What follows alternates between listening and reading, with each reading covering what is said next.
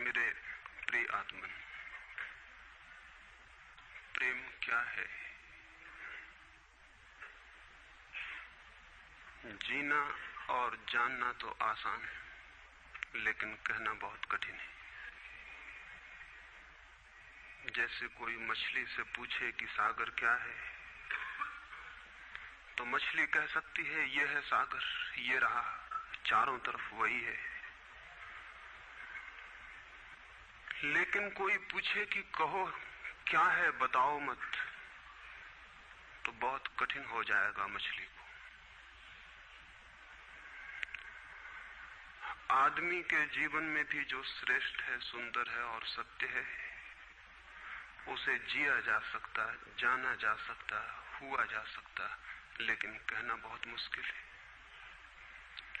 और दुर्घटना और दुर्भाग्य यह है कि जिसमें जिया जाना चाहिए, जिसमें हुआ जाना चाहिए, उसके संबंध में मनुष्य जाति 5-6 हजार वर्ष से केवल बातें कर रही है। प्रेम की बात चल रही है, प्रेम के गीत गाए जा रहे हैं, प्रेम के भजन गाए जा रहे हैं, और प्रेम का मनुष्य के जीवन में कोई स्थान नहीं है। अगर आदमी के भीतर खोजने जाएं तो प्रेम से ज्यादा असत्य शब्द दूसरा नहीं मिलेगा। और जिन लोगों ने प्रेम को असत्य सिद्ध कर दिया है और जिन्होंने प्रेम की समस्त धाराओं को अवरुद्ध कर दिया है, और बड़ा दुर्भाग्य यह है कि लोग समझते हैं वे ही प्रेम के जन्मदाता भी हैं। धर्म प्रेम की बातें करता है, लेकिन आज तक जिस प्रकार का धर्म मनुष्य जाति के ऊपर दुर्भाग्य की भांति छाया हुआ है, उस धर्म ने ही मनुष्य के जीवन से प्रेम के सारे द्वार बंद कर दिए। और न इस संबंध में पूरब और पश्चिम में कोई फर्क है, न हिंदुस्तान में और न अमेरिका में कोई फर्क है। मनुष्य के जीवन में प्रेम की धारा प्रकट ही नहीं हो पाई, और नहीं हो पाई तो हम दोष देते हैं कि मनुष्य ही बुरा है, इसलिए नहीं प्रकट हो पाई। हम दोष देते हैं कि ये मन ही जहर है, इसलिए प्रकट नहीं हो पाई। मन जहर नहीं है, और जो लोग मन को जहर कहते रहे, उन्होंने ही प्रेम को जहरीला कर दिया, प्रेम को प्रकट नहीं होने दिया। मन जहर हो कैसे सकता है? इस जगत में कुछ भी जहर नहीं है। परमात्मा के सारे उपक्रम में कुछ भी विष नहीं है, सब अमृत है। लेकिन आदमी ने सारे अमृत को जहर कर लिया है, और इस जहर करने में शिक्षक, साधु संत और तथाकथित धार्मिक लोगों का सबसे ज्यादा हाथ है। इस बात को थोड़ा समझ लेना जरूरी है, क्योंकि अगर ये बात दिखाई न पड़े तो मनुष्य के जीवन में कभी भी प्रेम भविष्य में भी नहीं हो सकेगा। क्योंकि जिन कारणों से प्रेम नहीं पैदा हो सका है, उन्हीं कारणों को हम प्रेम प्रकट करने के आधार और कारण बना रहे हैं। हालतें ऐसी हैं कि गलत सिद्धांतों को अगर हजारों वर्ष तक दोहराया जाए तो फिर हम ये भूल ही जाते हैं कि सिद्धांत गलत हैं, और दिखाई पड़ने लगता है कि आदमी गलत है, क्योंकि उन सिद्धांतों को पूरा नहीं कर पा रहा है। मैंने सुना है एक सम्राट के महल के नीचे से एक पंखा बेचने वाला गुजरता था और जोर से चिल्ला रहा था कि अनूठे और अद्भुत पंखे मैंने निर्मित किए। ऐसे पंखे कभी भी नहीं बनाए गए, ये पंखे कभी देखे भी नहीं गए हैं। सम्राट ने खिड़की से झांक के देखा कि कौन है जो अनूठे पंखे ले आया। सम्राट के पास सब तरह के पंखे थे, दुनिया के कोने कोने में जो मिल सकते थे। और नीचे देखा, गलियारे में खड़ा हुआ एक आदमी, साधारण 2-2 पैसे के पंखे होंगे, और चिल्ला रहा है कि अनूठे, अद्वितीय। उस आदमी को ऊपर बुलाया और पूछा कि इन पंखों में क्या खूबी है, दाम क्या है इन पंखों के?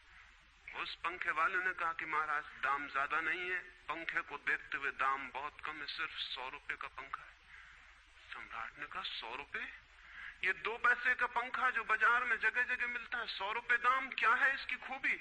उस आदमी ने कहा खूबी ये पंखा 100 वर्ष चलता है, 100 वर्ष के लिए गारंटी है, 100 वर्ष से कम में खराब नहीं होता है। सम्राट ने कहा इसको देख के तो ऐसा लगता है कि सप्ताह भी चल जाए, पूरा तो मुश्किल है। धोखा देने की कोशिश कर रहे हो, सरासर बेईमानी, और वो भी सम्राट के सामने। उस आदमी ने कहा आप मुझे भली भांति जानते हैं, इसी गलिहारे में रोज पंखे बेचता हूं, 100 रुपए दाम है इसके, और अगर 100 वर्ष न चले तो जिम्मेदार मैं हूं, रोज तो नीचे मौजूद होता हूं, और फिर आप सम्राट हैं, आपको धोखा देके जाऊंगा कहां। वो पंखा खरीद लिया गया। सम्राट को विश्वास तो न था, लेकिन आश्चर्य भी था कि यह आदमी सरासर झूठ बोल रहा है, किस बल पर बोल रहा है। पंखा 100 रुपए में खरीद लिया गया और उससे कहा कि 7वें दिन तुम उपस्थित हो जाना। 2-4 दिन में ही पंखे की डंडी बाहर निकल गई, 7वें दिन तो वो बिल्कुल मुर्दा हो गए। लेकिन सम्राट ने सोचा कि शायद पंखे वाला आएगा नहीं, लेकिन ठीक समय पर 7वें दिन वो पंखे वाला हाजिर हो गया। उसने कहा कहो महाराज। उन्होंने कहा कहना नहीं, ये पंखा पड़ा हुआ है टूटा हुआ, ये 7 दिन में ये गति हो गई, तुम कहते 100 वर्ष चलेगा। पागल हो या धोखेबाज क्या हो। उस आदमी ने कहा कि मालूम होता है आपको पंखा जलना नहीं आता है। पंखा तो 100 वर्ष चलता ही, पंखा तो गारंटीड है, आप पंखा जलते कैसे थे। सम्राट ने कहा और भी सुनो, अब मुझे ये भी सीखना पड़ेगा कि पंखा कैसे किया जाता है। उस आदमी ने कहा कृपा करके बताइए कि इस पंखे की गति 7 दिन में ऐसी कैसे बना दी आपने, किस भांति पंखा किया। सम्राट ने पंखा उठा के करके दिखाया कि इस भांति मैंने पंखा किया। उस आदमी ने कहा समझ गया, भूल, इस तरह पंखा नहीं किया जाता। सम्राट ने कहा और क्या रास्ता है पंखा जलने का। उस आदमी ने कहा पंखा पकड़िए सामने और सिर को हिलाइए। पंखा 100 वर्ष चलेगा, आप समाप्त हो जाएंगे लेकिन पंखा बचेगा। पंखा गलत नहीं है, आपके जलने का ढंग गलत है। यह आदमी पैदा हुआ है 5-6 हजार या 10,000 वर्ष की संस्कृति का, यह आदमी फल है, लेकिन संस्कृति गलत नहीं है, यह आदमी गलत है। आदमी मरता जा रहा है रोज, और संस्कृति की दुहाई चलती चली जाती है कि महान संस्कृति, महान धर्म, महान सब कुछ, और उसका ये फल है। आदमी उसी संस्कृति से गुजरा है और ये परिणाम है उसका। लेकिन नहीं, आदमी गलत है और आदमी को बदलना चाहिए अपने को। और कोई कहने की हिम्मत नहीं उठाता कि कहीं ऐसा तो नहीं है कि 10,000 वर्षों में जो संस्कृति और धर्म आदमी को प्रेम से नहीं भर पाए, वो संस्कृति और धर्म गलत हो। और अगर 10,000 वर्षों में आदमी प्रेम से नहीं भर पाया, तो आगे कोई संभावना है इसी धर्म और इसी संस्कृति के आधार पर कि आदमी कभी प्रेम से भर जाए। 10,000 वर्षों में जो नहीं हो पाया, वो आगे भी 10,000 वर्षों में होने वाला नहीं है, क्योंकि आदमी यही है, कल भी यही होगा। आदमी हमेशा से यही है और हमेशा यही होगा। और संस्कृति और धर्म जिनके हम नारे दिए चले जाते हैं, संतों और महात्माओं की जिनकी दुहाइयां दिए चले जाते हैं, सोचने के लिए हम तैयार नहीं कि कहीं हमारा बुनियादी चिंतन की दिशा ही तो गलत नहीं है। मैं कहना चाहता हूं कि वो गलत है, और गलत सबूत है ये आदमी। और क्या सबूत होता है? एक बीज को हम बोएं और फल जहरीले और कड़वे हों, तो क्या सब सिद्ध होता है? सिद्ध होता है कि वो बीज जहरीला और कड़वा रहा होगा। हालांकि बीज में पता लगाना मुश्किल है कि उससे जो फल पैदा होंगे वो कड़वे पैदा होंगे। बीज में कुछ खोजबीन नहीं की जा सकती। बीज को तोड़ो फोड़ो, कोई पता नहीं चल सकता कि इससे जो फल पैदा होंगे वो कड़वे होंगे। बीज को वो 100 वर्ष लग जाएंगे, वृक्ष होगा, बड़ा होगा, आकाश में फैलेगा, तब फल आएंगे और तब पता चलेगा कि वे कड़वे। 10,000 वर्ष में संस्कृति और धर्म के जो बीज बोए गए हैं, ये आदमी उसका फल है और ये कड़वा है और घृणा से भरा हुआ है।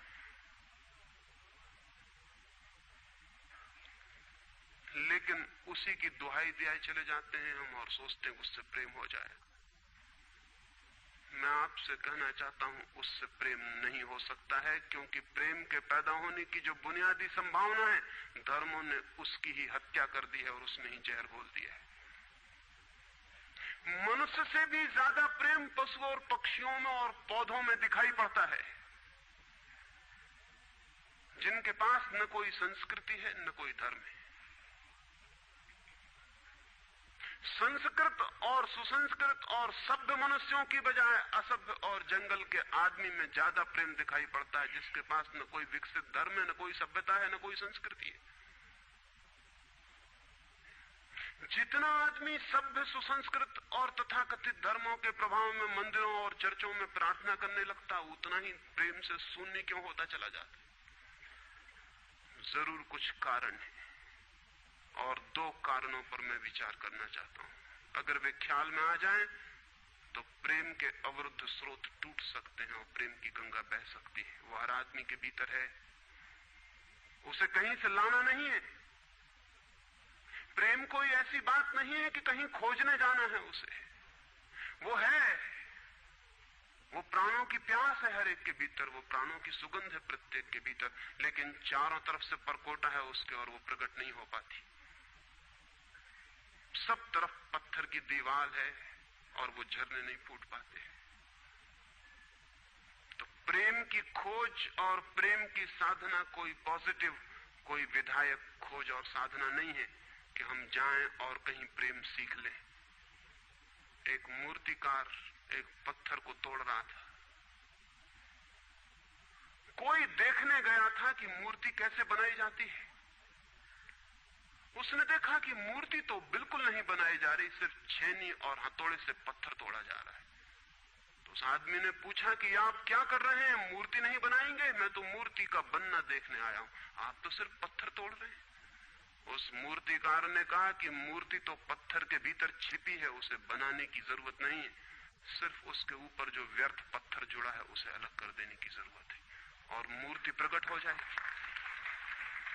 मूर्ति बनाई नहीं जाती, मूर्ति सिर्फ आविष्कृत होती है, डिस्कवर होती है, अनावृत होती है, उघाड़ी जाती है। मनुष्य के भीतर प्रेम छिपा है, सिर्फ उघाड़ने की बात है, उसे पैदा करने का सवाल नहीं है, अनावृत करने की बात है। कुछ है जो हमने ऊपर से ओढ़ा हुआ है, जो उसे प्रकट नहीं होने देता। एक चिकित्सक से जाके आप पूछें कि स्वास्थ्य क्या है, और दुनिया का कोई चिकित्सक नहीं बता सकता कि स्वास्थ्य क्या है। बड़े आश्चर्य की बात है, स्वास्थ्य पर ही तो सारा चिकित्सा शास्त्र खड़ा है, सारी मेडिकल साइंस खड़ी है, और कोई नहीं बता सकता कि स्वास्थ्य क्या है। लेकिन चिकित्सक से पूछें कि स्वास्थ्य क्या है, तो वो कहेगा बीमारियों के बाबत हम बता सकते हैं कि बीमारियां क्या हैं, उनके लक्षण हमें पता है, एक एक बीमारी का अलग अलग परिभाषा हमें पता है। स्वास्थ्य का हमें कोई भी पता नहीं है। इतना हम कह सकते हैं कि जब कोई बीमारी नहीं होती तो जो होता है वो स्वास्थ्य है। स्वास्थ्य तो मनुष्य के भीतर छिपा है, इसलिए मनुष्य की परिभाषा के बाहर है।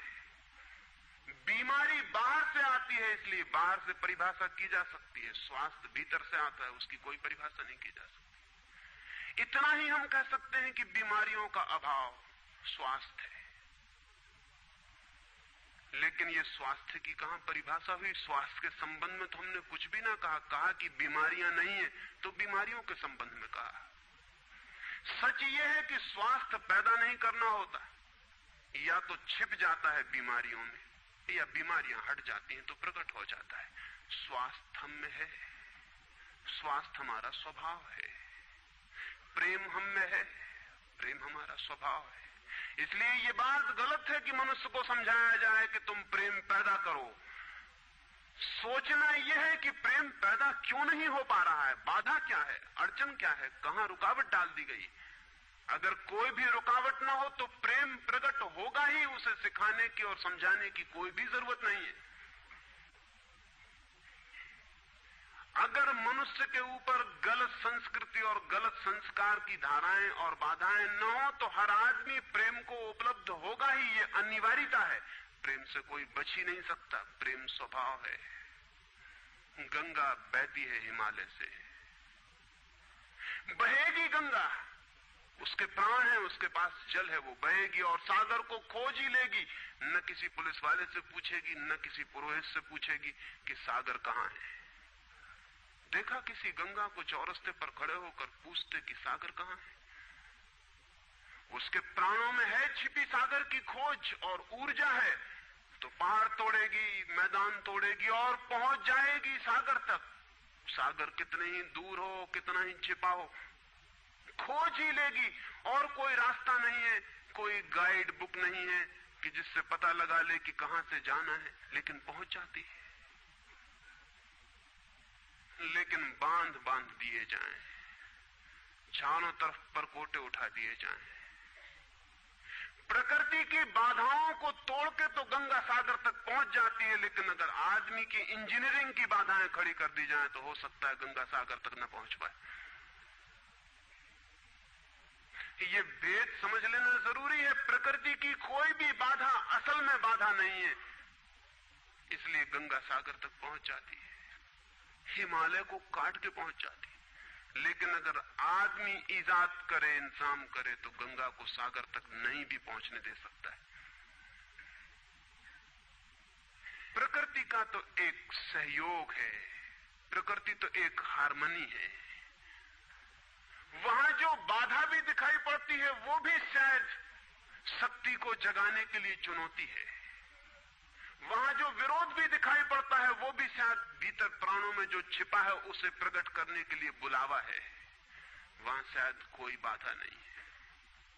वहां हम बीज को दबाते हैं जमीन में, दिखाई पड़ता है कि जमीन की एक परत बीज के ऊपर पड़ी है, बाधा दे रही, लेकिन वो बाधा नहीं दे रही। अगर वो परत ना होगी तो बीज अंकुरित भी नहीं हो पाएगा। ऐसे दिखाई पड़ता है कि एक परत जमीन की बीज को नीचे दबा रही है, लेकिन वो परत दबा इसलिए रही है ताकि बीज दबे, गले और टूट जाए और अंकुर बन जाए। ऊपर से दिखाई पड़ता है वो जमीन बाधा दे रही, लेकिन वो जमीन मित्र है और सहयोग कर रही बीज को प्रकट करने में। प्रकृति तो एक हार्मनी है, एक संगीतपूर्ण लयबद्धता है, लेकिन आदमी ने जो जो निसर्ग के ऊपर इंजीनियरिंग की है, जो जो उसने अपने यांत्रिक धारणाओं को ठोंकने की और बिठाने की कोशिश की है, उससे गंगाएं रुक गई हैं, जगह जगह अवरुद्ध हो गई हैं। और फिर आदमी को दोष दिया जाता है। किसी बीज को दोष देने की जरूरत नहीं है। अगर वो पौधा न बन पाए तो हम कहेंगे कि जमीन नहीं मिली होगी, ठीक, पानी नहीं मिला होगा, ठीक, सूरज की रोशनी नहीं मिली होगी, ठीक। लेकिन आदमी के जीवन में खिल न पाए फूल प्रेम का तो हम कहते हैं तुम हो जिम्मेवार।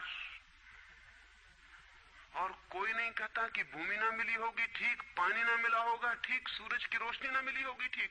इसलिए यह आदमी का पौधा अवरुद्ध रह गया, विकसित नहीं हो पाया, फूल तक नहीं पहुंच पाया।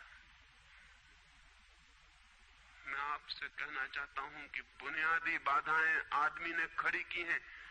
प्रेम की गंगा तो बह सकती है और परमात्मा के सागर तक पहुंच सकती है। आदमी बना उसलिए है कि वो बहे और प्रेम बहे और परमात्मा तक पहुंच जाए, लेकिन हमने कौन सी बाधाएं खड़ी कर दी? पहली बात, आज तक मनुष्य की सारी संस्कृतियों ने सेक्स का, काम का, वासना का विरोध किया है। इस विरोध ने मनुष्य के भीतर प्रेम के जन्म की संभावना तोड़ दी, नष्ट कर दी। इस निषेध ने, क्योंकि सच्चाई यह है कि प्रेम की सारी यात्रा का प्राथमिक बिंदु काम है, सेक्स है। प्रेम की यात्रा का जन्म गंगोत्री, जहां से गंगा पैदा होगी प्रेम की, वो सेक्स है, वो काम है।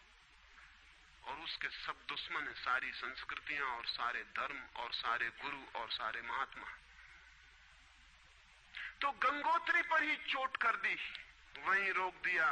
पाप है काम, अधम है काम, जहर है काम। और हमने सोचा भी नहीं कि काम की ऊर्जा ही, सेक्स एनर्जी ही अंततः प्रेम में परिवर्तित होती और रूपांतरित होती। प्रेम का जो विकास है वो काम की शक्ति का ही ट्रांसफॉर्मेशन है, वो उसी का रूपांतरण है। एक कोयला पड़ा हो, और आपको ख्याल भी नहीं आएगा कि कोयला ही रूपांतरित होकर हीरा बन जाता है। हीरे और कोयले में बुनियादी रूप से कोई भी फर्क नहीं है। हीरे में भी वही तत्व हैं जो कोयले में, और कोयला हजारों वर्ष की प्रक्रिया से गुजर के हीरा बन जाता है। लेकिन कोयले की कोई कीमत नहीं है।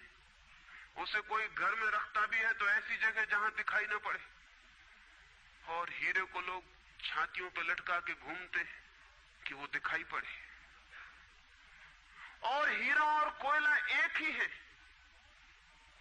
लेकिन कोई दिखाई नहीं पड़ता कि इन दोनों के बीच अंतर संबंध है, एक यात्रा है। कोयले की शक्ति ही हीरा बनती है, और अगर आप कोयले के दुश्मन हो गए, जो कि हो जाना बिल्कुल आसान है क्योंकि कोयले में कुछ भी नहीं दिखाई पड़ता, तो हीरे के पैदा होने की संभावना भी समाप्त हो गई, क्योंकि कोयला ही हीरा बन सकता था। सेक्स की शक्ति ही, काम की शक्ति ही प्रेम बनती है, लेकिन उसके विरोध में सारे दुश्मन हैं उसके, अच्छे आदमी उसके दुश्मन, और उसके विरोध ने प्रेम के अंकुर भी नहीं फूटने दिए, और जमीन से प्रथम से पहली सीढ़ी से नष्ट कर दिया भवन को। फिर वो हीरा नहीं बन पाता कोयला, क्योंकि उसके बनने के लिए जो स्वीकृति चाहिए, जो उसका विकास चाहिए, जो उसको रूपांतरित करने की प्रक्रिया चाहिए, उसका सवाल ही नहीं उठता। जिसके हम दुश्मन हो गए, जिसके हम शत्रु हो गए, जिससे हमारी द्वंद्व की स्थिति बन गई और जिससे हम निरंतर लड़ने लगे, अपनी ही शक्ति से आदमी को लड़ा दिया गया है, सेक्स की शक्ति से आदमी को लड़ा दिया गया है। और शिक्षाएं दी जाती हैं कि द्वंद्व छोड़ना चाहिए, कॉन्फ्लिक्ट छोड़नी चाहिए, लड़ना नहीं चाहिए। और सारी शिक्षाएं बुनियाद में सिखा रही हैं कि लड़ो, मन जहर है तो मन से लड़ो, जहर से तो लड़ना पड़ेगा। सेक्स पाप है तो उससे लड़ो। और ऊपर से कहा जा रहा है कि द्वंद्व छोड़ो। जिन शिक्षाओं के आधार पर मनुष्य द्वंद्व से भर रहा है, वही शिक्षाएं दूसरी तरफ कह रही हैं कि द्वंद्व छोड़ो। एक तरफ आदमी को पागल बनाओ और दूसरी तरफ पागल खाने खोलो कि उनका इलाज करना है। एक तरफ कीटाणु फैलाओ बीमारियों के, और फिर अस्पताल खोलो कि बीमारियों का इलाज यहां किया जाता है। एक बात समझ लेनी जरूरी है संबंध में, मनुष्य कभी भी काम से मुक्त नहीं हो सकेगा। काम उसके जीवन का प्राथमिक बिंदु है, उसी से जन्म होता है। परमात्मा ने काम की शक्ति को ही, सेक्स को ही सृष्टि का मूल बिंदु स्वीकार किया है। और परमात्मा जिसे पाप नहीं समझ रहा, महात्मा उसे पाप बता रहे हैं।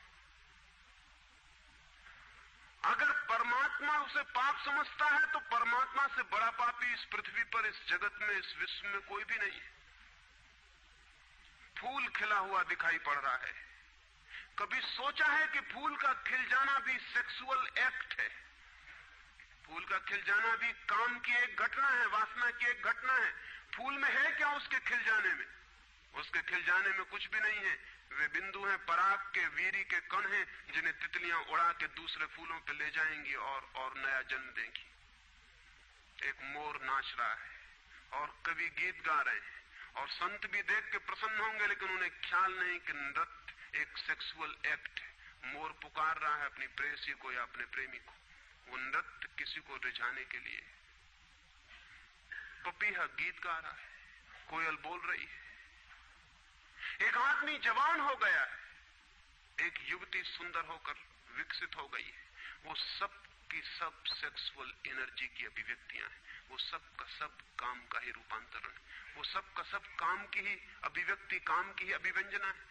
सारा जीवन, सारी अभिव्यक्ति, सारी फ्लावरिंग काम की है। और उस काम के खिलाफ संस्कृति और धर्म आदमी के मन में जहर डाल रहे हैं, उससे लड़ाने की कोशिश कर रहे हैं। मौलिक शक्ति से मनुष्य को उलझा दिया है लड़ने के लिए, इसलिए मनुष्य दीनहीन, प्रेम से रिक्त और थोथा और नाकुछ हो गया है। काम से लड़ना नहीं है, काम के साथ मैत्री स्थापित करनी है और काम की धारा को और ऊंचाइयों तक ले जाना है। किसी ऋषि ने किसी वधू को 9 वर और वधू को आशीर्वाद देते हुए कहा था कि तेरे 10 पुत्र पैदा हों और अंततः तेरा पति तेरा 11वां पुत्र हो जाए।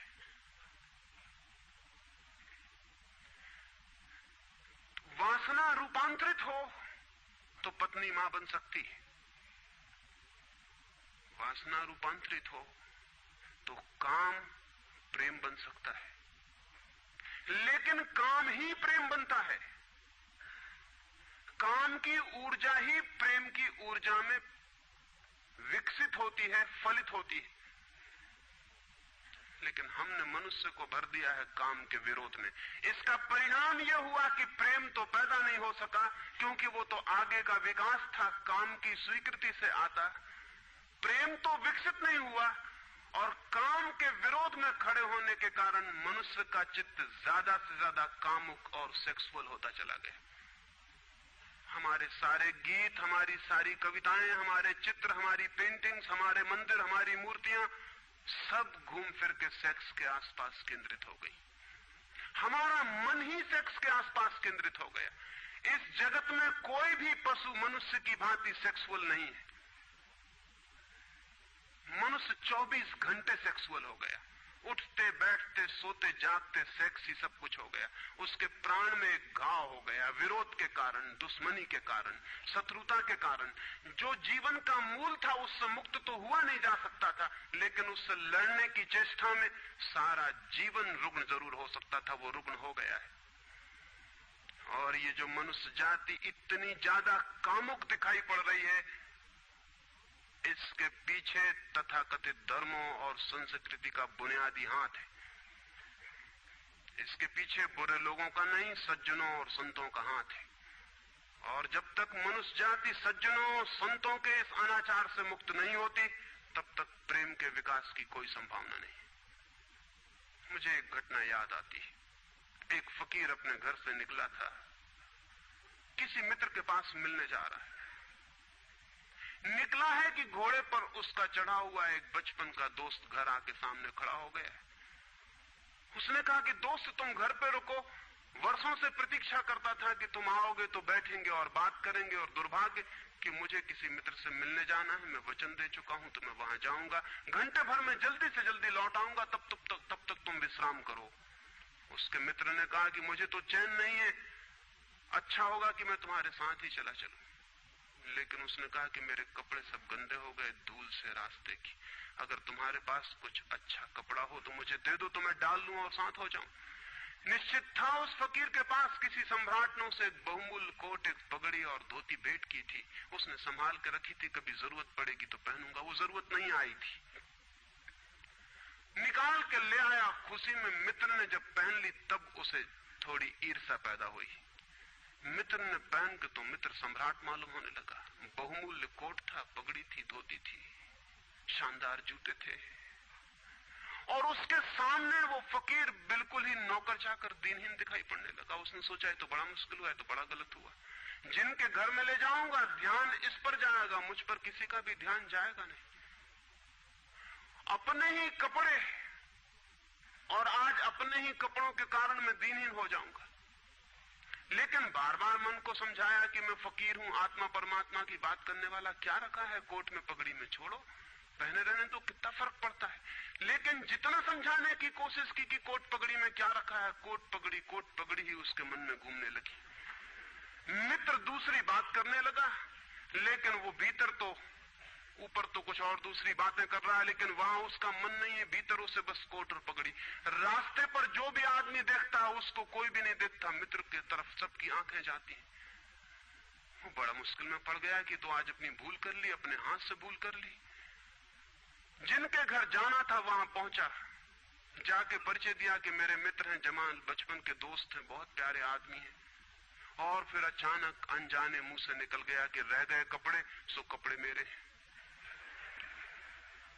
क्योंकि मित्र भी जिनके घर गए थे वो भी उसके कपड़ों को देख रहे थे, और भीतर उसके चल रहा था कोट पगड़ी, मेरी कोट पगड़ी, और उन्हीं की वजह से मैं परेशान हो रहा हूं। निकल गया मुंह से कि रह गए कपड़े, कपड़े मेरे।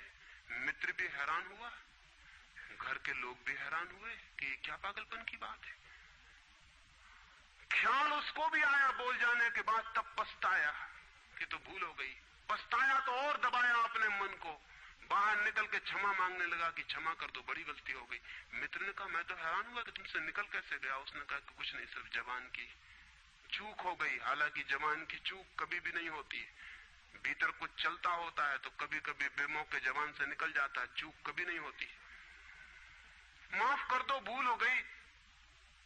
कैसे ये ख्याल आ गया कुछ समझ में नहीं आता, हालांकि पूरी तरह समझ में आ रहा था कि ख्याल कैसे आया है। दूसरे मित्र के घर गए। अब वो तय करता रहा रास्ते में कि अब चाहे कुछ भी हो जाए, ये नहीं कहना है कि कपड़े मेरे हैं, पक्का कर लेना है अपने मन को। घर के द्वार पर उसने जाके बिल्कुल दृढ़ संकल्प कर लिया कि ये बात नहीं उठानी कि कपड़े मेरे। लेकिन उस पागल को पता नहीं कि जितना वो दृढ़ संकल्प कर रहा है इस बात का, वो दृढ़ संकल्प बता रहा है इस बात को कि उतने ही जोर से उसके भीतर ये भावना घर कर रही कि कपड़े मेरे। आखिर दृढ़ संकल्प किया क्यों जाता है? एक आदमी कहता है कि मैं ब्रह्मचर्य का दृढ़ व्रत लेता हूं, उसका मतलब है उसके भीतर कामुकता दृढ़ता से धक्के मार रही, नहीं तो और कारण क्या है? एक आदमी कहता है कि मैं कसम खाता हूं कि आज से कम खाना खाऊंगा, उसका मतलब यह है कि कसम खानी पड़ रही, ज्यादा खाने का मन है उसका। और तब अनिवार्य रूप में द्वंद्व पैदा होता है। जिससे हम लड़ना चाहते हैं वही हमारी कमजोरी है, और तब द्वंद्व पैदा हो जाना स्वाभाविक है। वो लड़ता हुआ दरवाजे के भीतर गया, संभल संभल के बोला कि मेरे मित्र हैं, लेकिन जब वो बोल रहा है तब उसको कोई नहीं देख रहा, उसके मित्र कोई उस घर के लोग देख रहे हैं। तब फिर उसे ख्याल आया कि मेरा कोट, मेरी पगड़ी। उसने कहा कि दृढ़ता से कसम खाई है, इसकी बात नहीं उठानी। मेरा क्या है कपड़ा लत्ता? कपड़े लत्ते किसी के होते हैं, ये तो सब संसार है, ये तो सब माया है। लेकिन ये सब समझा रहा है, लेकिन असलियत तो बाहर से भीतर, भीतर से बाहर हो रही। समझाया कि मेरे मित्र हैं, बचपन के दोस्त हैं, बहुत प्यारे आदमी हैं, रह गए कपड़े, कपड़े उन्हीं के हैं, मेरे नहीं है। पर घर के लोगों को ख्याल आया कि कपड़े उन्हीं के हैं, मेरे नहीं है। आज तक ऐसा परिचय कभी देखा नहीं गया था। बाहर निकल के क्षमा मांगने लगा कि बड़ी भूल हुई जा रही, मैं क्या करूं क्या ना करूं, ये क्या हो गया है मुझे। आज तक मेरी जिंदगी में कपड़ों ने इस तरह से मुझे नहीं पकड़ा था, किसी को नहीं पकड़ा। लेकिन अगर तरकीब उपयोग में करें तो कपड़े पकड़ ले सकते हैं। मित्र ने कहा मैं जाता नहीं तुम्हारे साथ, पर वो हाथ जोड़ने लगा कि नहीं ऐसा मत करो, जीवन भर के लिए दुख रह जाएगा कि मैंने क्या दुर्व्यवहार किया। अब मैं कसम खा के कहता हूं कि कपड़ों की बात ही नहीं उठानी। मैं बिल्कुल भगवान की कसम खाता हूं कि कपड़ों की बात नहीं उठानी। और कसम खाने वालों से हमेशा सावधान रहना जरूरी है, क्योंकि जो भी कसम खाता है उसके भीतर उस कसम से भी मजबूत कोई बैठा है जिसके खिलाफ वो कसम खा रहा है। और वो जो भीतर बैठा है वो ज्यादा भीतर है, कसम ऊपर है और बाहर है। कसम चेतन मन से खाई गई है, और जो भीतर बैठा है वो अचेतन की परतों तक समाया हुआ है।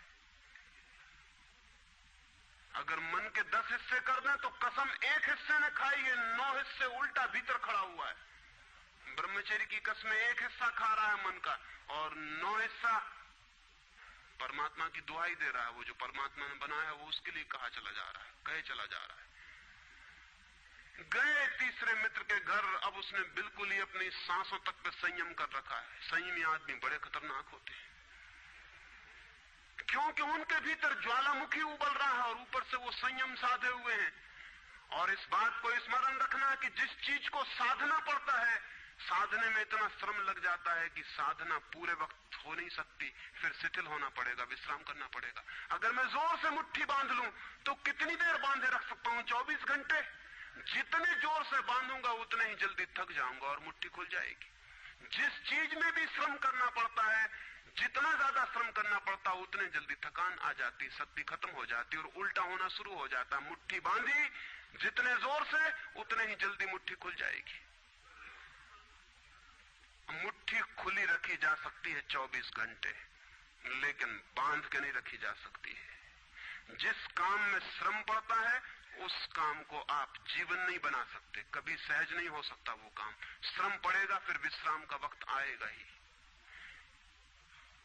इसलिए जितना सधा हुआ संत होता है उतना ही खतरनाक आदमी होता है, क्योंकि उसका विश्राम का वक्त आएगा।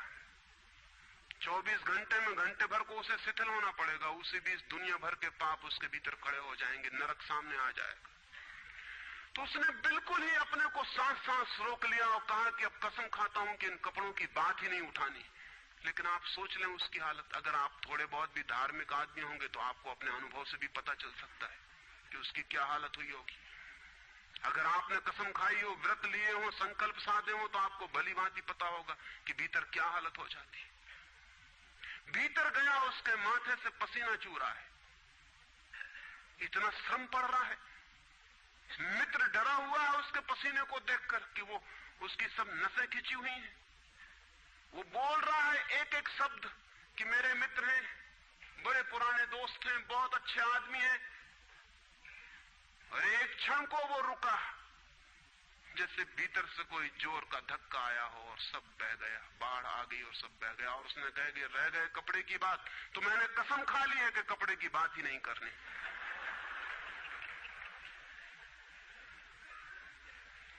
ये जो इस आदमी के साथ हुआ वो पूरी मनुष्य जाति के साथ सेक्स के संबंध में हो गया है। सेक्स को ऑब्सेशन बना दिया, सेक्स को रोग बना दिया, घाव बना दिया और सब विषाक्त कर दिया, सब विषाक्त कर दिया। छोटे छोटे बच्चों को समझाया जा रहा कि सेक्स पाप है, लड़कियों को समझाया जा रहा, लड़कों को समझाया जा रहा कि सेक्स पाप है। फिर ये लड़की जवान होगी, ये लड़का जवान होगा, इनकी शादियां होंगी और सेक्स की दुनिया शुरू होगी और इन दोनों के भीतर ये भाव है कि ये पाप है। और फिर कहा जाएगा स्त्री को कि पति को परमात्मा मान। जो पाप में ले जा रहा उसको परमात्मा कैसे माना जा सकता? ये कैसे संभव है कि जो पाप में घसीट रहा है वो परमात्मा हो?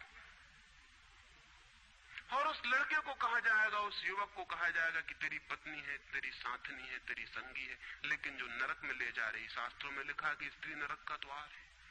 ये नरक का द्वार, संगी और साथनी, ये मेरा आधा अंग, ये नरक की तरफ जाता हुआ आधा अंग मेरा, ये इसके साथ कौन सा सामंजस्य बन सकता है? सारे दुनिया का दाम्पत्य जीवन नष्ट किया है इस शिक्षा ने। और जब दंपति का जीवन नष्ट हो जाए तो प्रेम की कोई संभावना नहीं रही, क्योंकि जब पति और पत्नी प्रेम न कर सके एक दूसरे को, जो कि अत्यंत सहज और नैसर्गिक प्रेम है, तो फिर कौन और किसको प्रेम कर सकेगा?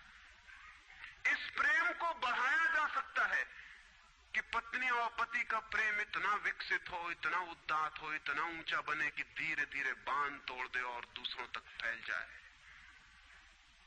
ये हो सकता है, लेकिन इसको समाप्त ही कर दिया जाए, तोड़ ही दिया जाए, विषाक्त कर दिया जाए, तो फैलेगा क्या, बढ़ेगा क्या? रामानुज एक गांव में ठहरे थे और एक आदमी ने आके कहा कि मुझे परमात्मा को पाना है। तो उन्होंने कहा कि तूने कभी किसी को प्रेम किया है?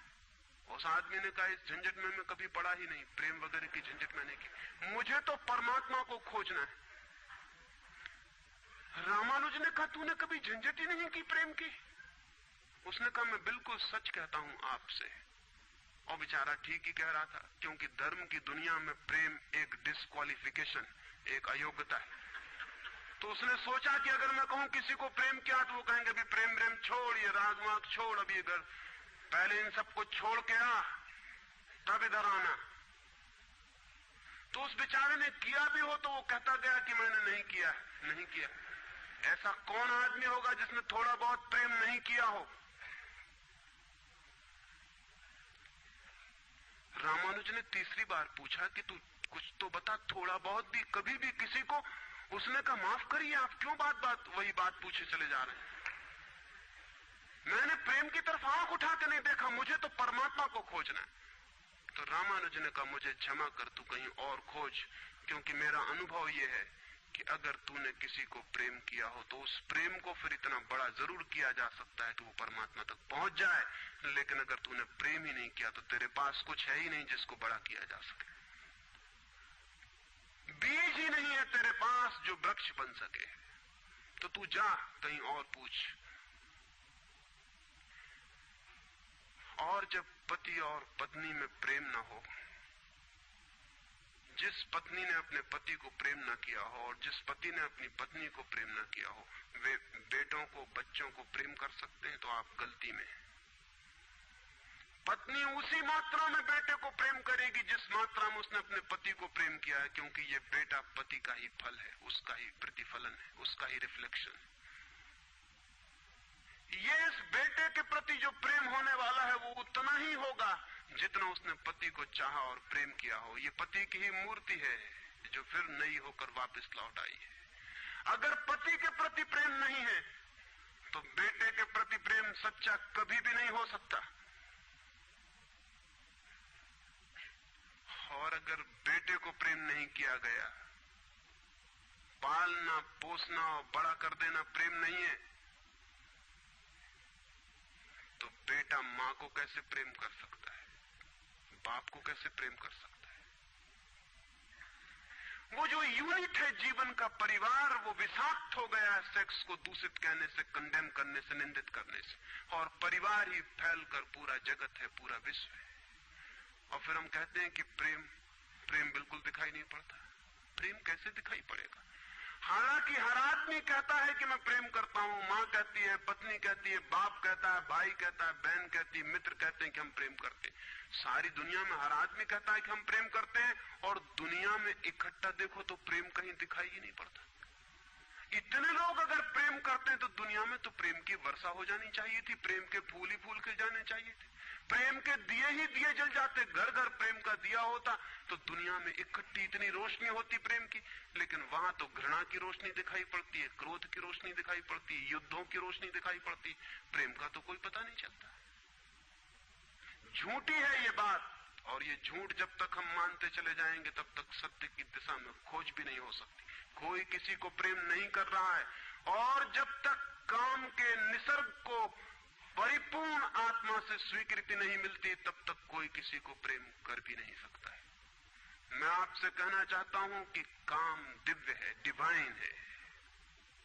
सेक्स की शक्ति परमात्मा की शक्ति है, ईश्वर की शक्ति है। इसीलिए तो उससे ऊर्जा पैदा होती है और नया जीवन विकसित होता है। वही तो सबसे रहस्यपूर्ण शक्ति है, वही तो सबसे ज्यादा मिस्टीरियस फोर्स है। उससे दुश्मनी छोड़ दें। अगर आप चाहते हैं कि कभी आपके जीवन में प्रेम की वर्षा हो जाए, उससे दुश्मनी छोड़ दें,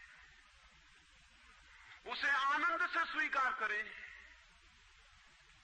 उसकी पवित्रता को स्वीकार करें, उसकी धन्यता को स्वीकार करें, और खोजें उसमें और गहरे, तो आप हैरान हो जाएंगे। जितनी पवित्रता से काम की स्वीकृति होगी उतना ही काम पवित्र होता चला जाता है, और जितनी अपवित्रता और पाप की दृष्टि से काम से विरोध होगा, काम उतना ही पापपूर्ण और कुरूप होता चला जाता है। जब कोई अपनी पत्नी के पास ऐसे जाए जैसे कोई मंदिर के पास जाता है,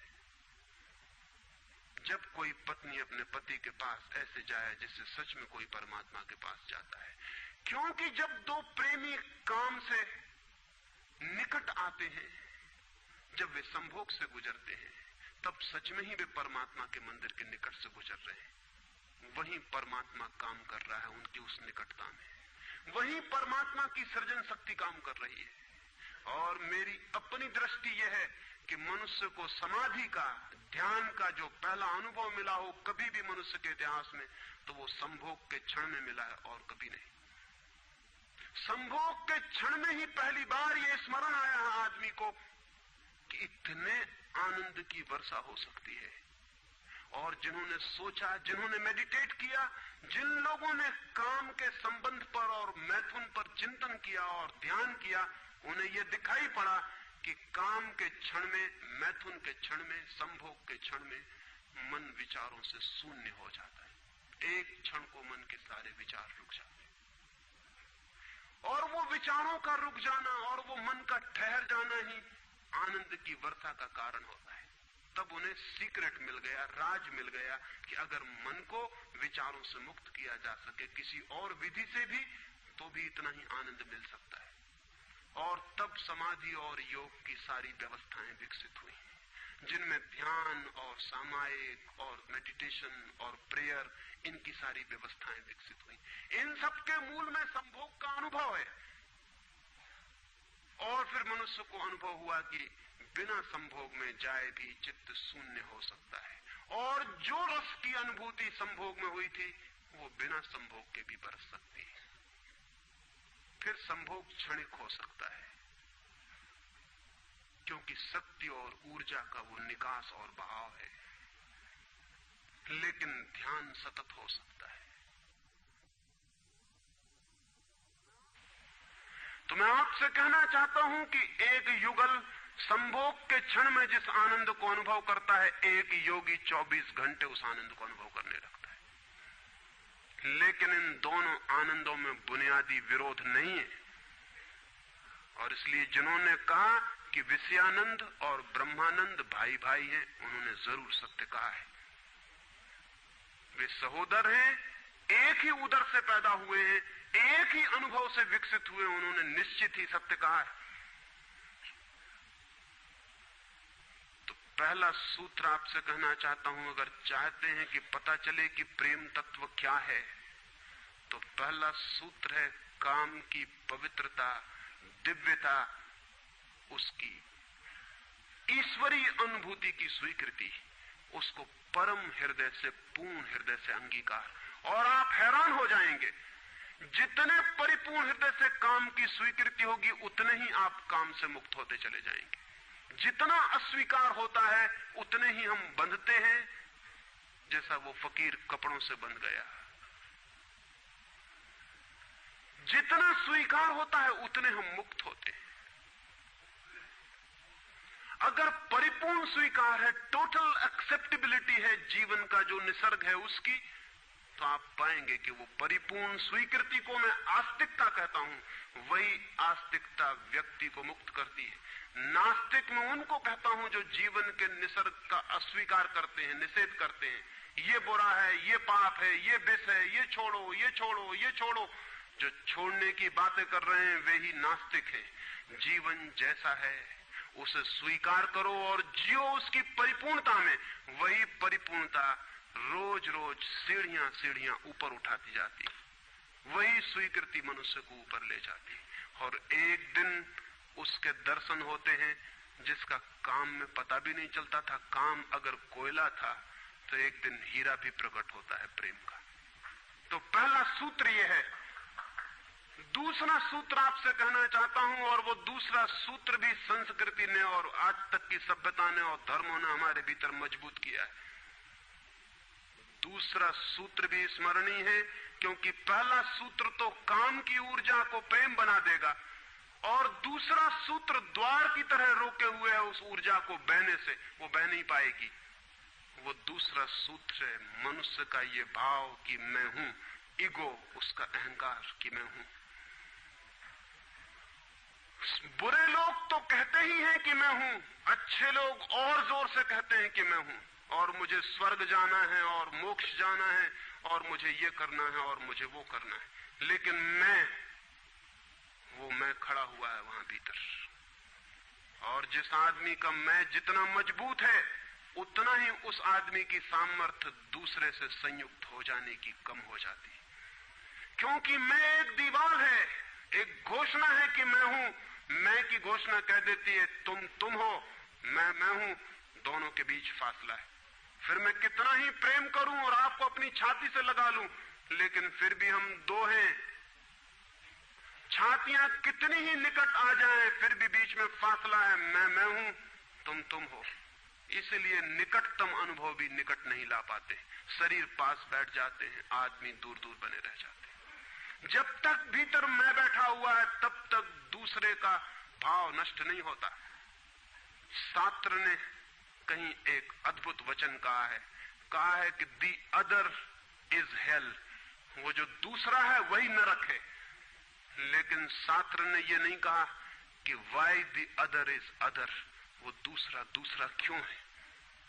वो दूसरा इसलिए है कि मैं हूं, और जब तक मैं हूं तब तक दुनिया में हर चीज दूसरी है, अन्य है, भिन्न है।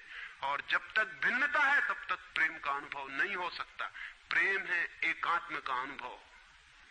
प्रेम है इस बात का अनुभव कि गिर गई दीवार और दो ऊर्जाएं मिल गई और संयुक्त हो गई। प्रेम है इस बात का अनुभव कि एक व्यक्ति और दूसरे व्यक्ति की सारी दीवारें गिर गईं और प्राण संयुक्त हुए, मिले और एक हो गए। जब यही अनुभव एक व्यक्ति और समस्त के बीच फलित होता है तो उस अनुभव को मैं कहता हूं परमात्मा, और जब दो व्यक्तियों के बीच फलित होता है तो उसे मैं कहता हूं प्रेम। अगर मेरे और किसी दूसरे व्यक्ति के बीच ये अनुभव फलित हो जाए कि हमारी दीवारें गिर जाएं, हम किसी भीतर के तल पर एक हो जाएं, एक संगीत, एक धारा, एक प्राण, तो ये अनुभव है प्रेम। और अगर ऐसा ही अनुभव मेरे और समस्त के बीच घटित हो जाए कि मैं विलीन हो जाऊं और सब और मैं एक हो जाऊं, तो ये अनुभव है परमात्मा। इसलिए मैं कहता हूं प्रेम है सीढ़ी और परमात्मा है उस यात्रा की अंतिम मंजिल। ये कैसे संभव है कि दूसरा मिट जाए? जब तक मैं न मिटूं तब तक दूसरा कैसे मिट सकता है? वो दूसरा पैदा किया है मेरे मैं की प्रतिध्वनि ने। जितने जोर से मैं चिल्लाता हूं कि मैं, उतने ही जोर से वो दूसरा पैदा हो जाता है। वो दूसरी प्रतिध्वनि है, उस तरफ इको हो रही मेरे मैं की। और ये अहंकार, ये ईगो द्वार पर दीवार बन के खड़ी है। और मैं है क्या? कभी सोचा आपने कि ये मैं है क्या? आपका हाथ है मैं, आपका पैर है, आपका मस्तिष्क है, आपका हृदय है, क्या है आपका मैं? अगर आप एक क्षण भी शांत हो के भीतर खोजने जाएंगे कि कहां है मैं, कौन सी चीज है मैं, तो आप एकदम हैरान रह जाएंगे। भीतर कोई मैं खोजे से मिलने को नहीं। जितना गहरा खोजेंगे उतना ही पाएंगे भीतर एक सन्नाटा और शून्य है। वहां कोई आई नहीं, वहां कोई मैं नहीं, वहां कोई ईगो नहीं। एक भिक्षु नागसेन को एक सम्राट मिलिंद ने निमंत्रण दिया था कि तुम आओ दरबार में। तो जो राजदूत गया था निमंत्रण देने, उसने नागसेन को कहा कि भिक्षु नागसेन, आपको बुलाया है सम्राट मिलिंद ने, मैं निमंत्रण देने आया हूं। तो नागसेन कहने लगा मैं चलूंगा जरूर, लेकिन एक बात विनय कर दूं, पहले ही कह दूं कि भिक्षु नागसेन जैसा कोई है नहीं। ये केवल एक नाम है, काम चलाऊ नाम है। आप कहते हैं तो मैं चलूंगा जरूर, लेकिन ऐसा कोई आदमी कहीं है नहीं। राजदूत ने जाके सम्राट को कह दिया कि बड़ा अजीब आदमी है वो कहने लगा कि मैं चलूंगा जरूर, लेकिन ध्यान रहे कि भिक्षु नागसेन जैसा कहीं कोई है नहीं, ये केवल एक काम चलाऊ नाम है। सम्राट ने कहा अजीब सी बात है, जब वो कहता है मैं चलूंगा, आएगा वो आया भी रथ पर बैठकर। सम्राट ने द्वार पर स्वागत किया और कहा भिक्षु नागसेन हम स्वागत करते हैं आपका। वो हंसने लगा, उसने कहा कि स्वागत स्वीकार करता हूं, लेकिन स्मरण रहे भिक्षु नागसेन जैसा कोई है नहीं। सम्राट कहने लगा बड़ी पहेली की बातें करते हैं आप। अगर आप नहीं हैं तो कौन है? कौन आया है यहां? कौन स्वीकार कर रहा है स्वागत? कौन दे रहा है उत्तर? नागसेन मुड़ा और उसने कहा कि देखते हैं सम्राट मिलिंद, ये रथ खड़ा है जिस पर मैं आया। सम्राट ने कहा ये रथ है। तो भिक्षु नागसेन पूछने लगा घोड़ों को निकाल के अलग कर लिया जाए। घोड़े अलग कर लिए गए और उसने पूछा सम्राट से ये घोड़े रथ हैं? सम्राट ने कहा घोड़े कैसे रथ हो सकते हैं? घोड़े अलग कर दिए गए। सामने के डंडे जिनसे घोड़े बंधे थे खिंचवा लिए गए। उसने पूछा कि ये रथ हैं? सिर्फ दो डंडे कैसे रथ हो सकते हैं? डंडे अलग कर दिए गए। चाक निकलवा लिए और कहा ये रथ है। सम्राट ने कहा ये चाक है, ये रथ नहीं है। और एक एक अंग रथ का निकलता चला गया और एक एक अंग पर सम्राट को कहना पड़ा कि नहीं ये रथ नहीं है। फिर आखिर पीछे शून्य बच गया, वहां कुछ भी ना बचा। भिक्षु नागसेन पूछने लगा रथ कहां है अब? रथ कहां है अब? और जितनी चीजें मैंने निकाली तुमने कहा ये भी रथ नहीं, ये भी रथ नहीं, ये भी रथ नहीं, अब रथ कहां है? तो सम्राट चौंक के खड़ा रह गया। रथ पीछे बचा भी नहीं था और जो चीजें निकल गई थी उनमें कोई रथ था भी नहीं। तो वो भिक्षु कहने लगा समझे आप, रथ एक जोड़ था, रथ कुछ चीजों का संग्रह मात्र था। रथ का अपना होना नहीं है कोई, ईगो नहीं है कोई। रथ एक जोड़ है। आप खोजे कहां है आपका मैं, और आप पाएंगे कि अनंत शक्तियों के एक जोड़ है। मैं कहीं भी नहीं है। और एक एक अंग आप सोचते चले जाएं तो एक एक अंग समाप्त होता चला जाता है। फिर पीछे शून्य रह जाता है। उसी शून्य से प्रेम का जन्म होता है, क्योंकि वो शून्य आप नहीं है, वो शून्य परमात्मा है। एक गांव में एक आदमी ने मछलियों की एक दुकान खोली थी, बड़ी दुकान थी। उस गांव में पहली दुकान थी, तो उसने एक बहुत खूबसूरत तख्ती बनवाई और उस पर लिखाया फ्रेश फिश सोल्ड हियर, यहां ताजी मछलियां बेची जाती। पहले दिन दुकान खुली और एक आदमी आया और कहने लगा फ्रेश फिश सोल्ड हियर, ताजी मछलियां, कहीं बासी मछलियां भी बेची जाती हैं? ताजी लिखने की क्या जरूरत? दुकानदार ने सोचा कि बात तो ठीक है, इससे और व्यर्थ बासे का भी ख्याल पैदा होता है। उसने फ्रेश अलग कर दिया, ताजा अलग कर दिया। तख्ती रह गई फिश सोल्ड हियर, मछलियां बेची जाती हैं, मछलियां यहां बेची जाती। दूसरे दिन एक बूढ़ी औरत आई और उसने कहा कि मछलियां यहां बेची जाती हैं, सोल्ड हियर, कहीं और कहीं भी बेचते हो? उस आदमी ने कहा ये हियर बिल्कुल फिजूल है। उसने तख्ती पर एक शब्द और अलग कर दिया, रह गया फिश सोल्ड। तीसरे दिन एक आदमी आया, वो कहने लगा फिश सोल्ड, मछलियां बेची जाती हैं, मुफ्त भी देते हो क्या? आदमी ने कहा ये सोल्ड भी बेकार। उस सोल्ड को भी अलग कर दिया। अब रह गई वहां तख्ती फिश। एक बुढ़ा आया और कहने लगा फिश, अंधे को भी मील भर दूर से बांस मिल जाती है, ये तख्ती काहे के लिए लटकाई हुई है यहां? फिश भी चली गई, खाली तख्ती रह गई वहां। और एक आदमी आया और उसने कहा ये तख्ती किस लिए लगाई है, इससे दुकान पे आड़ पड़ती। वो तख्ती भी चली गई, वहां कुछ भी नहीं रह गया। इलिमिनेशन होता गया, एक एक चीज हटती चली गई, पीछे जो शेष रह गया शून्य। उस शून्य से प्रेम का जन्म होता है, क्योंकि उस शून्य में दूसरे के शून्य से मिलने की क्षमता है। सिर्फ शून्य ही शून्य से मिल सकता है और कोई नहीं। दो शून्य मिल सकते हैं, दो व्यक्ति नहीं, दो इंडिविजुअल नहीं मिल सकते, दो वैक्यूम, दो एम्प्टीनेस मिल सकते हैं, क्योंकि बाधा आप कोई भी नहीं, शून्य की कोई दीवार नहीं होती और हर चीज की दीवार होती है।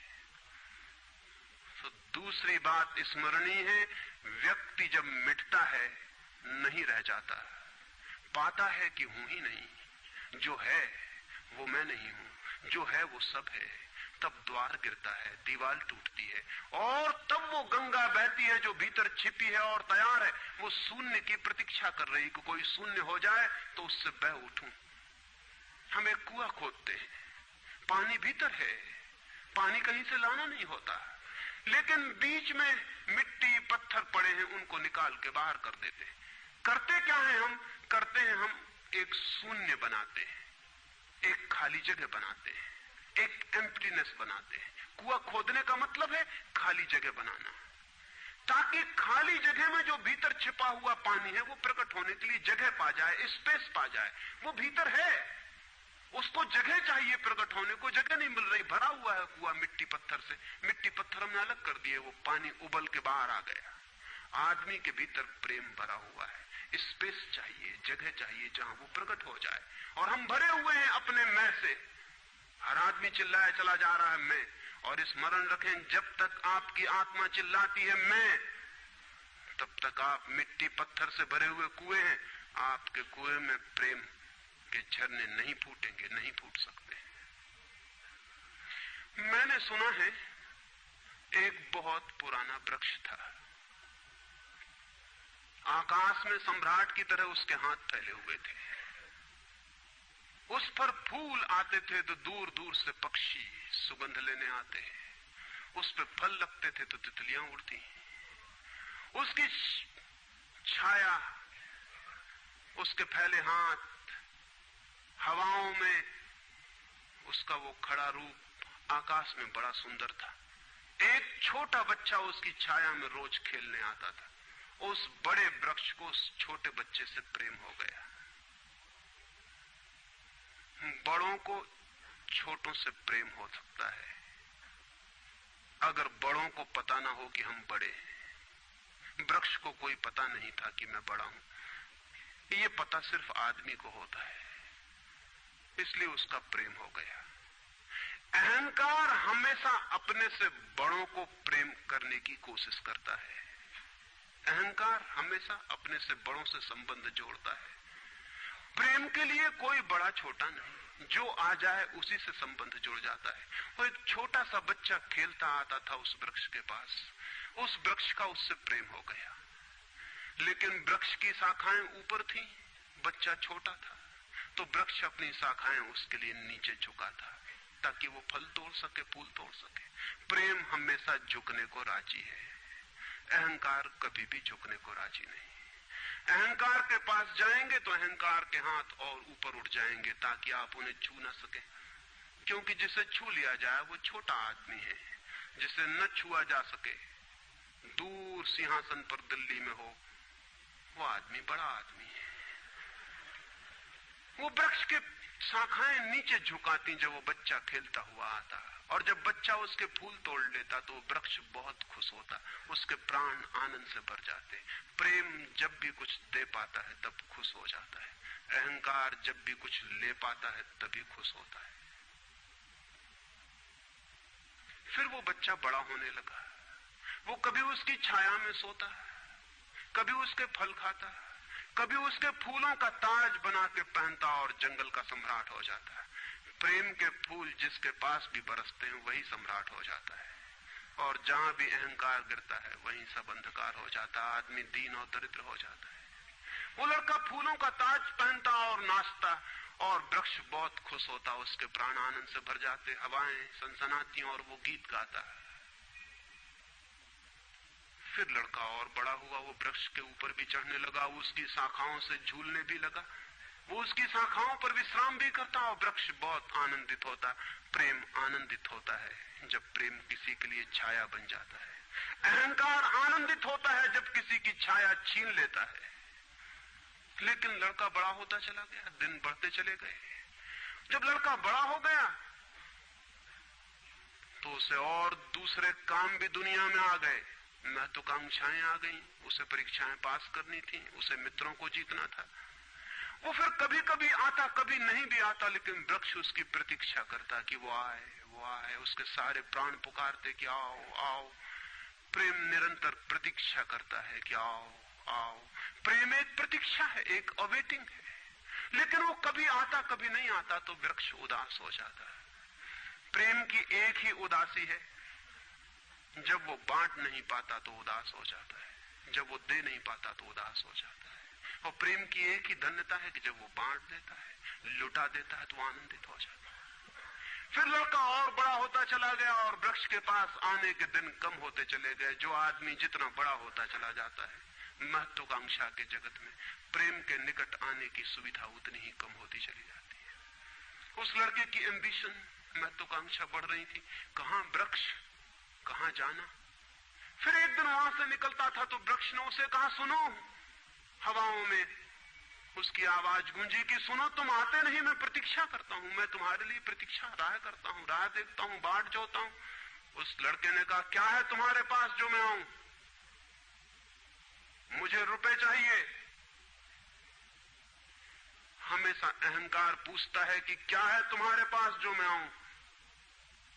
अहंकार मांगता है कि कुछ हो तो मैं आऊं, ना कुछ हो तो आने की कोई जरूरत नहीं। अहंकार एक प्रयोजन है, एक पर्पस है। प्रयोजन पूरा होता हो तो मैं आऊं, अगर कोई प्रयोजन ना हो तो आने की जरूरत क्या है। और प्रेम निष्प्रयोजन है, प्रेम का कोई प्रयोजन नहीं। प्रेम अपने में ही अपना प्रयोजन है, वो बिल्कुल पर्पसलेस है। वृक्ष तो चौंक गया, उसने कहा कि तुम तभी आओगे जब मैं कुछ तुम्हें दे सकूं। मैं तुम्हें सब दे सकता हूं, क्योंकि प्रेम कुछ भी रोकना नहीं चाहता। जो रोक ले वो प्रेम नहीं है। अहंकार रोकता है, प्रेम तो बेशर्त दे देता है। लेकिन रुपए मेरे पास नहीं है। ये रुपए तो सिर्फ आदमी की इजाद है, वृक्षों ने ये बीमारी नहीं पाली है। उस वृक्ष ने कहा, इसलिए तो हम इतने आनंदित होते हैं, इतने फूल खिलते हैं, इतने फल लगते हैं, इतनी बड़ी छाया होती है, हम इतना नाचते हैं आकाश में, हम इतने गीत गाते हैं, पक्षी हम पर आते हैं और संगीत का कलरव करते हैं, क्योंकि हमारे पास रुपए नहीं है। जिस दिन हमारे पास भी रुपए हो जाएंगे, हम भी आदमी जैसे दीनहीन मंदिरों में बैठ के सुनेंगे कि शांति कैसे पाई जाए, प्रेम कैसा पाया जाए। नहीं नहीं, हमारे पास रुपए नहीं है। तो उसने कहा फिर मैं क्या हूं तुम्हारे पास? जहां रुपए हैं मुझे वहां जाना पड़ेगा, मुझे रुपयों की जरूरत है। अहंकार रुपया मांगता है क्योंकि रुपया शक्ति है, अहंकार शक्ति मांगता है। उस वृक्ष ने बहुत सोचा, फिर उसे ख्याल आया तो तुम एक काम करो, मेरे सारे फलों को तोड़ के ले जाओ और बेच दो तो शायद रुपए मिल जाए। और उस लड़के को भी ख्याल आया, वो चढ़ा और उसने सारे फल तोड़ डाले, कच्चे भी गिरा डाले, शाखाएं भी टूटी, पत्ते भी टूटे, लेकिन वृक्ष बहुत खुश हुआ, बहुत आनंदित हुआ। टूट के भी प्रेम आनंदित होता है, अहंकार पाके भी आनंदित नहीं होता, पाके भी दुखी होता है। और वो लड़के ने तो धन्यवाद भी नहीं दिया पीछे लौटकर, लेकिन उस वृक्ष को पता भी नहीं चला, उसे तो धन्यवाद मिल गया इसी में कि उसने उसके प्रेम को स्वीकार किया और उसके फलों को ले गया और बाजार में बेचा। लेकिन फिर वो बहुत दिनों तक नहीं आया, उसके पास रुपए थे और रुपयों से रुपए पैदा करने की वो कोशिश में लग गया, तो वो भूल गया। वर्ष बीत गए और वृक्ष उदास है और उसके प्राणों में रस बह रहा है कि वो आए उसका प्रेमी और उसके रस को ले जाए, जैसे किसी माँ के स्तन में दूध भरा हो और उसका बेटा खो गया हो और उसके सारे प्राण तड़प रहे हो कि उसका बेटा कहाँ है, जिसे वो खोजे, जो उसे हल्का कर दे, निर्भर कर दे। ऐसे वो वृक्ष के प्राण पीड़ित होने लगे कि वो आए आए आए, उसकी सारी आवाज यही गूंजने लगी कि आओ। बहुत दिनों बाद वो आया, वो लड़का तो प्रौढ़ हो गया था। वृक्ष ने उससे कहा कि आओ मेरे पास, मेरे आलिंगन में आओ। उसने कहा छोड़ो ये बकवास, ये बचपन की बातें हैं। अहंकार प्रेम को पागलपन समझता है, बचपन की बातें समझता है। उस वृक्ष ने कहा आओ मेरी डालियों से झूलो, नाचो। उसने कहा छोड़ो ये फिजूल की बातें, मुझे एक मकान बनाना है। मकान दे सकते हो तुम? वृक्ष ने कहा मकान? हम तो बिना मकान के ही रहते हैं, मकान में तो सिर्फ आदमी रहता है, दुनिया में और कोई मकान में नहीं रहता, सिर्फ आदमी रहता है। सो देखते हो आदमी की हालत, मकान में रहने वाले आदमी की हालत, उसके मकान जितने बड़े होते जाते हैं आदमी उतना छोटा होता चला जाता है। हम तो बिना मकान के रहते हैं। लेकिन एक बात हो सकती है कि तुम मेरी शाखाओं को काट के ले जाओ तो शायद तुम मकान बना लो। और वो प्रौढ़ कुल्हाड़ी लेकर आ गया और उसने उस वृक्ष की शाखाएं काट डाली। वृक्ष एक ठूंठ रह गया नंगा, लेकिन वृक्ष बहुत आनंदित था। प्रेम सदा आनंदित है, चाहे उसके अंग भी कट जाएं, लेकिन कोई ले जाए, कोई ले जाए, कोई बांट ले, कोई सम्मिलित हो जाए, साझीदार हो जाए। और उस लड़के ने तो पीछे लौट के भी नहीं देखा, उसने मकान बना लिया। और वक्त गुजरता गया, वो ठूंठ रहा देखता, वो चिल्लाना चाहता, लेकिन अब उसके पास पत्ते भी नहीं थे, शाखाएं भी नहीं थी, हवाएं आती और वो बोल भी ना पाता, बुला भी ना पाता। लेकिन उसके प्राणों में तो एक ही गूंज थी कि आओ आओ।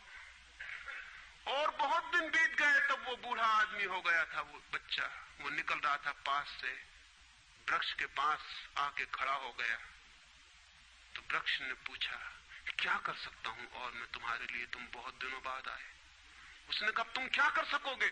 मुझे दूर देश जाना है धन कमाने के लिए, मुझे एक नाव की जरूरत है। तो उसने कहा तुम मुझे और काट लो तो मेरे इस पीड़ से नाव बन जाएगी और मैं बहुत धन्य होऊंगा कि मैं तुम्हारी नाव बन सकूं, तुम्हें दूर देश ले जा सकूं। लेकिन तुम जल्दी लौट आना और सकुशल लौट आना, मैं तुम्हारी प्रतीक्षा करूंगा।